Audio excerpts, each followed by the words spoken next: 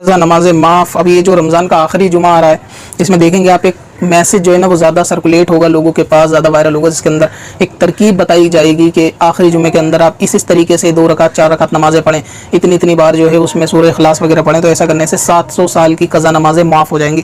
حالانکہ یہ بالکل فرضی اور جھوٹی بات ہے, اور ہر سال اس کو جو ہے وہ بتایا جاتا ہے علماء کے ذریعے سے سوشل میڈیا کے اوپر کہ یہ فرضی بات ہے. تو آپ بھی زیادہ سے زیادہ ایسے لوگوں کو آگاہ کریں کہ جو لوگ اس طریقے کے میسیجز کرتے ہیں کہ 700 سال کی قضا نماز معاف ہوگی. کوئی بھی طریقہ کار ایسا نہیں ہوتا کہ اس کو پڑھنے سے آپ کی قضا نمازیں معاف ہو جائیں جب تک آپ اس کو خود نہ پڑھیں.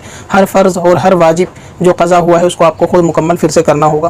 اعلیٰ حضرت امام اہل سنت نے بھی اس کو فتاوی رضویہ میں منع فرمایا کہ ایسا کچھ نہیں ہے, اس کی کوئی حقیقت نہیں ہے. تو بہتر یہ ہے کہ آپ اپنی تمام قضا نمازوں کا حساب لگانے کے بعد جو ہے آپ اس کو قضا نمازیں 1 بائی 1 پڑھیں گے.